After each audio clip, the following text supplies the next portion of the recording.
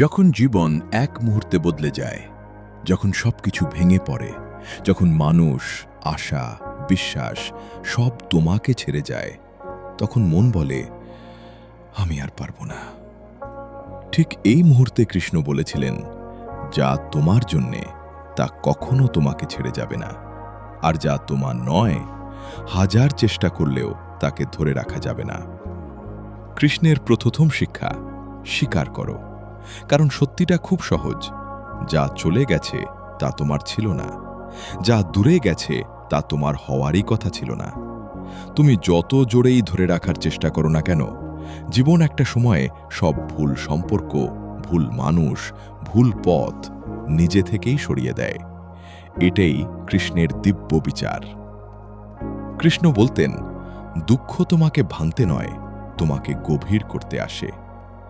আজ তুমি যে কষ্ট পাচ্ছ, এই যন্ত্রণাই তোমাকে বদলাবে।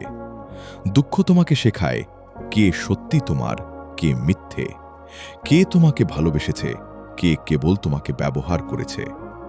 দুঃখ মানুষকে খারাপ করে না, দুঃখ মানুষকে সচেতন করে। কৃষ্ণের তৃতীয় শিক্ষা, ছেড়ে দেওয়া শিখো। ছেড়ে দেওয়া মানে ভুলে যাওয়া নয়, ছেড়ে দেওয়া মানে নিজেকে মুক্ত করা, মনকে মুক্ত করা। যাকে তুমি আঁকড়েছিলে তার থেকে প্রত্যাশা কমিয়ে নেওয়া। কৃষ্ণ বলেছিলেন, অতি আসক্তি তোমাকে শৃঙ্খলিত করে।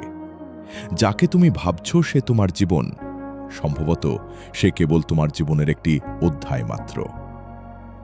কৃষ্ণের সবচেয়ে শক্তিশালী কথা, যদি সে সত্যিই তোমার হয়, সে ফিরে আসবে। যদি সে ফিরে না আসে, তাহলে বুঝবে তুমি আরও বড় কিছুর জন্যে তৈরি হচ্ছ। তুমি যা হারিয়েছ সেটাই তোমাকে তোমার আসল পথে ফেরাবে, কখনো কখনো বিচ্ছেদই আশীর্বাদ। কৃষ্ণ বলতেন, বিপদে স্থির থাকা এই হলো সত্যিকারের যোদ্ধার পরিচয়। ভেঙে পড়া স্বাভাবিক, কিন্তু সেখানেই থেমে থাকা স্বাভাবিক নয়। তোমার জীবন শেষ হয়ে যায়নি, এটা শুধু একটি মোড়। একদিন তুমি পিছনে তাকিয়ে বুঝবে, আজকের কষ্টই তোমাকে সবচেয়ে শক্তিশালী করেছে।